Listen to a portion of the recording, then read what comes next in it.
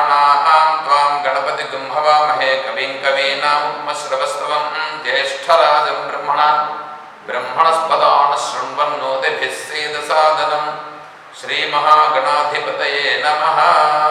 అన్నిటికీ అందరికీ అధినాయకుడు వినాయకుడు. గణాధిపతి, గణములన్నింటికి అధిపతి. కాబట్టి గణాధిపతి చెప్తేనే ఏమైనా జరుగుతుంది. లాస్ట్కి అమ్మవారు కూడా గణపతిని పూజ చేస్తారు. కాబట్టి ఇప్పుడు గణపతిని పట్టుకోవాలన్నా అమ్మవారిని పట్టుకోవాలన్నా? గణపతిని పట్టుకోవాలా?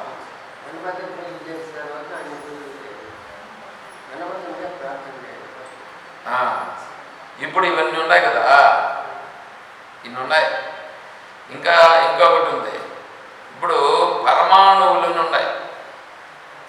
పరమాణువుల నుంచి ఈ సృష్టి ఏర్పడింది. కాబట్టి పరమాణువుల గురించి తెలుసుకోవాలా, అది మోక్ష స్వరూపం అనేది ఒకటి. ప్రధానం నుంచి ఇదంతా పుట్టింది కాబట్టి ప్రధానం తెలుసుకోవాలా అనేటువంటిది ఒకటి. కాబట్టి తర్వాత ఇంకోటి ఏంటంటే శూన్యం, ఏమీ లేదు. ఏమీ లేనటువంటిది ఉండేటప్పుడు ఏమీ లేని స్వరూపంలో నువ్వు ఏం పొందడం?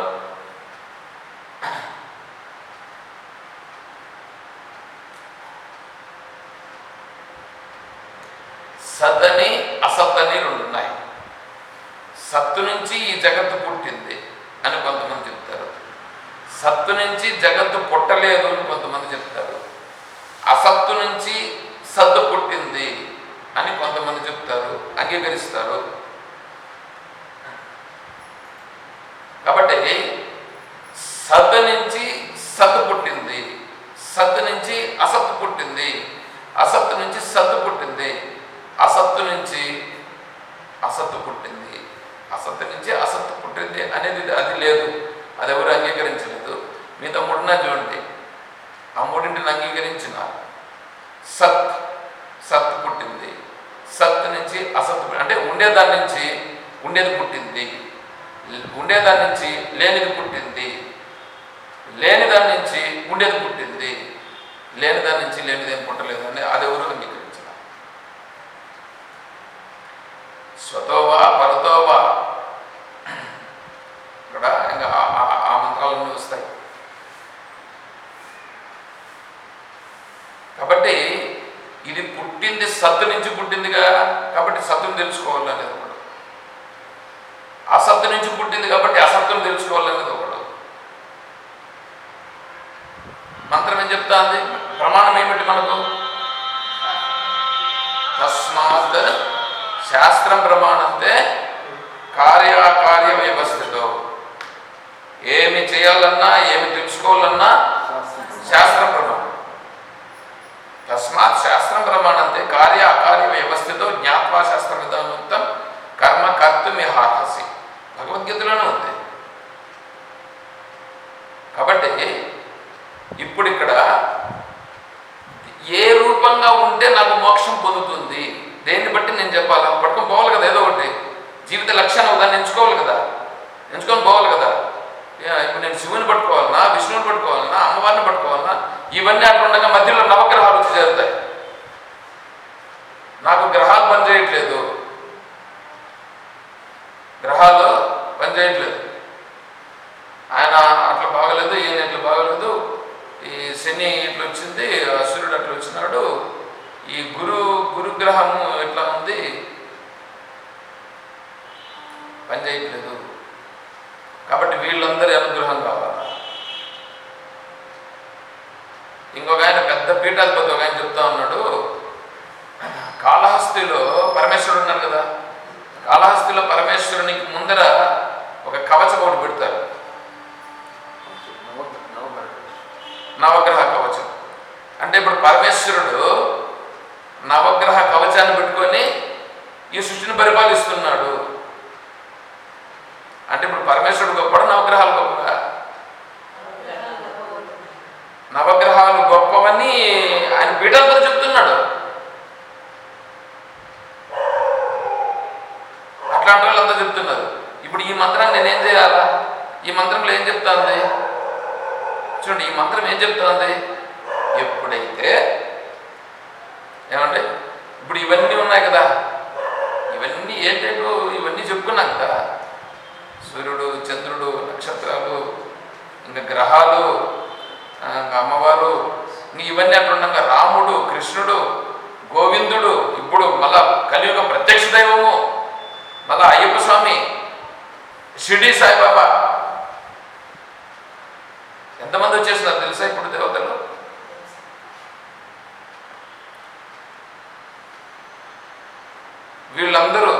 వీళ్ళందరూ మోక్షమును ఇస్తారా ఇవ్వరా? ఇక్కడ ఏం చెప్తాను ఈ శ్లోకంలో? ఇప్పుడు ఒకసారి శ్లోకం తీయండి.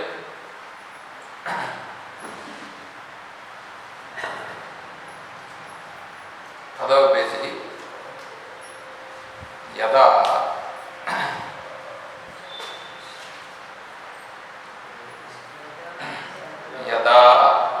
చెప్పండి. యదా ఎప్పుడైతే, లేదంటే ఏ స్థితి యందైతే, పంచ ఐదు జ్ఞానాన్ని, జ్ఞాన ఇంద్రియములు, మనస మనస్సు, బుద్ధి, వివేకము కలిగిన జ్ఞానము, సహా ఇవి అన్నీ అవతిష్టంతే నిలిచి ఉంటాయో. అంటే అవన్నీ సుప్తావస్థలో లేవు, నిలిచి ఉంటాయి. అంటే అర్థం ఏమిటి? ఏదో పడిపోయి ఉంటాయని కాదు, ఉంటాయి రెడీగా ఉంటాయి, బట్ ఏం వర్క్ చేయట్లేదు. రెడీగా ఉంటాయి కానీ ఏం వర్క్ చేయట్లేదు. నవిచేష్టేత,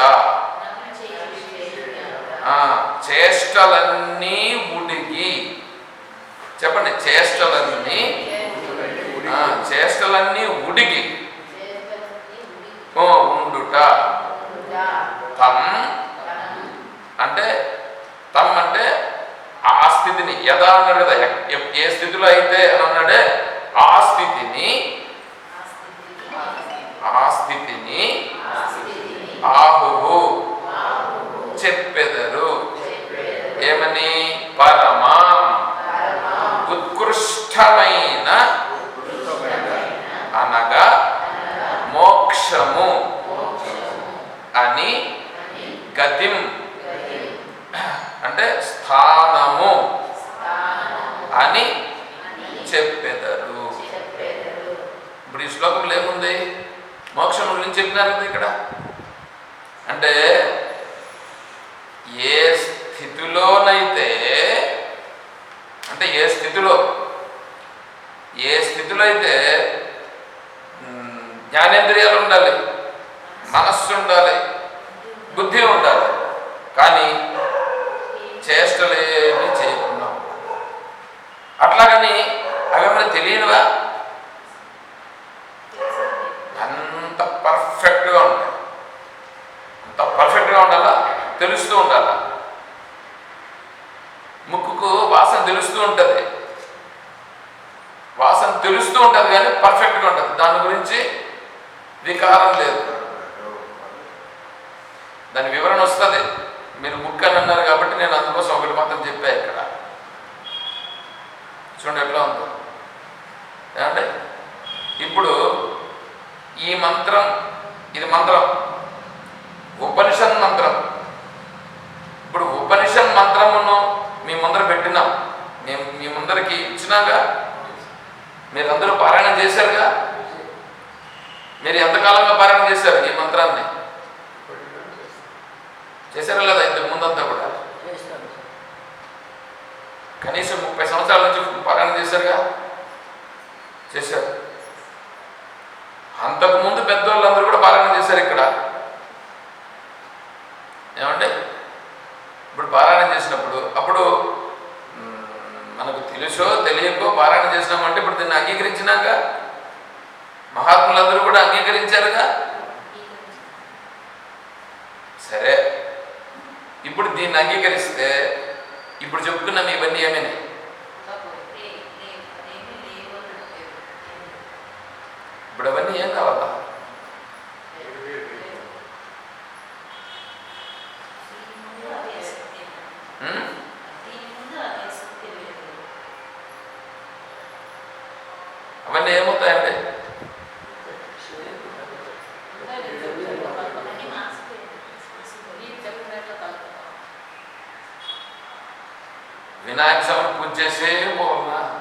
మిగతా దేవుళ్ళకి.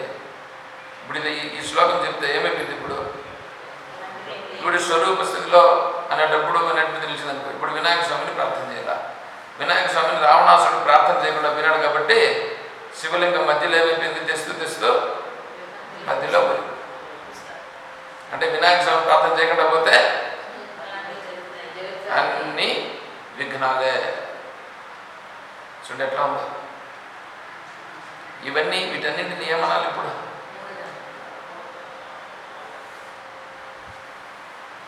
ఇప్పుడు మీ మైండ్కి క్వశ్చన్ వచ్చిందా?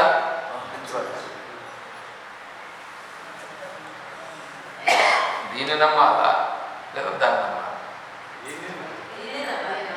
సరే, దీన్ని పట్టుకున్నామనుకో, అప్పుడు అవంతా చెప్పింది వాటన్ని అవి అజ్ఞానమా? అజ్ఞానం అయితే ఇప్పుడు ఇన్నాళ్ళు ఎందుకు ఉన్నారు?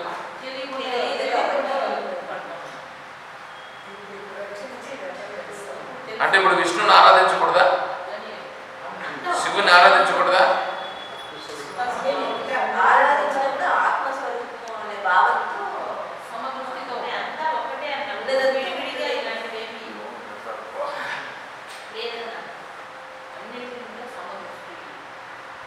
సమదృష్టి అంటే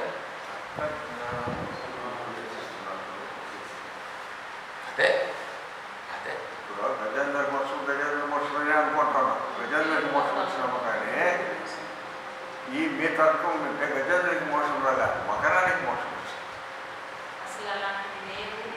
ఏడున్నాయి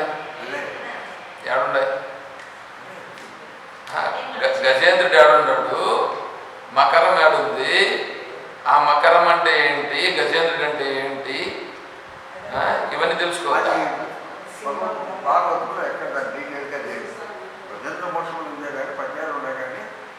అవునప్పా, తెలుసుకో. పోయి అన్నం లేకపోతే నువ్వు తినట్లే. పోయి తమను ఉపవేశించాక తెలుస్తాను సార్.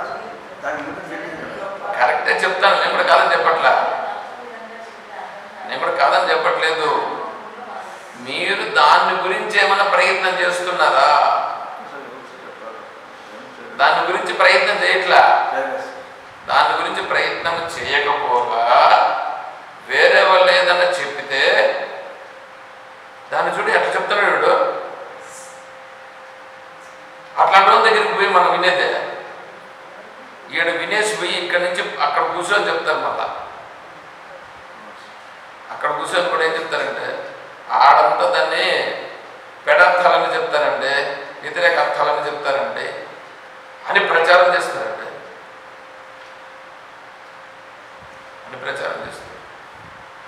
విష్ణు సహస్రనామ హోమం చేశాం ఒకసారి. విష్ణు సహస్రనామ హోమం చేస్తే ఆ హోమము నాకు ఇక్కడ కాదు చేస్తే దానికి ఒక ఆయన బ్రాహ్మణుడు ప్రచారం చేసింది. ఏం చేశాడు తెలిసిన? ఆడ చేస్తా అనేది పద్ధతి కాదు, అది అసలు వాళ్ళు చేయకూడదు. అక్కడ దాంట్లో మీరు పాల్గొంటే కూడా మీకు ప్రయోజనం లేదు. ఎందుకంటే ఆయన ఫ్రీగా కూర్చొని పెట్టలేదు. దానిపైన ఇట్లా ప్రచారం చేశారు. ఆ ఊర్లో ఆయన మాటలు కొంతమంది వింటారు. అట్లా ప్రచారం చేస్తే ఎట్లా ఉంటుంది చెప్పండి? అట్లా ఉంటుంది. అట్లాగా ఇప్పుడు మనము స్తోత్రమంజరి కంటే కఠోపనిషత్తులో ఉండే మంత్రము స్తోత్రమంజరిలో ఉన్నది. కఠోపనిషత్తు వేదములో ఉన్నది. కఠోపనిషత్తు ఎందుకంటే ఇట్లాంటి ప్రచారాలు ఏమన్నా చేసుకోవచ్చు. నేను వీడియో కూడా పెడుతున్నా, మీరు పెట్టుకొని ఎవరికన్నా చెప్పుకోండి, ఏం ప్రాబ్లం లేదు. నాకు ప్రాబ్లం పడేటప్పుడు అది వేరే, ఆ సిచ్యువేషన్ ఇది రాకముందు. ఇప్పుడు ఏం చేసుకున్నా ఏం అభ్యంతరం లే. ఎందుకంటే ఉన్న యథార్థం మాట్లాడడానికి ఒకప్పుడంటే ఏమవుతుందో ఏంటో అనేటువంటిది, కానీ ఇప్పుడు అన్నీ ఇడిచిపెట్టేసిన వారికి ఇంకేముంది. కాబట్టి ఏం ప్రాబ్లం లేదు.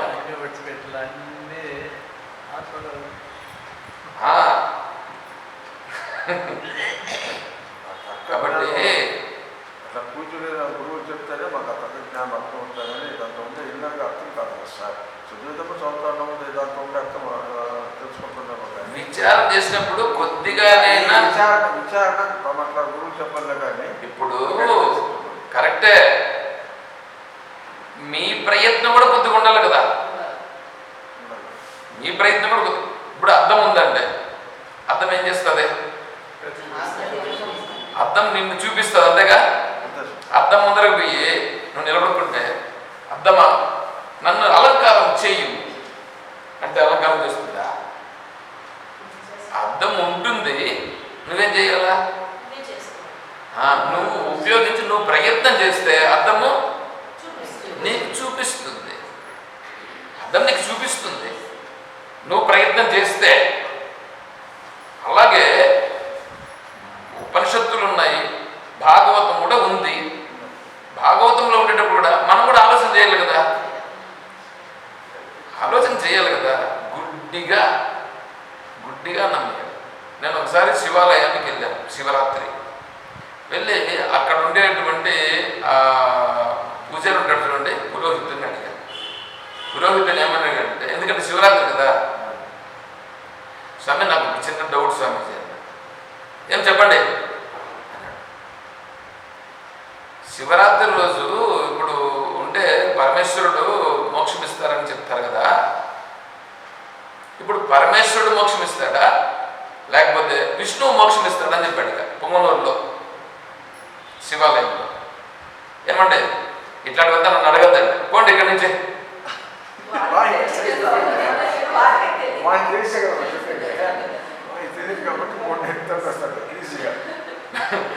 మేము నేర్చుకున్న దాంట్లో మాకు అవంతా చెప్పలేదు. మాకు మంత్రాలు ఇవి చెప్పించారు కానీ తంత్రము అది ఇదంతా మాకు తెలియదు.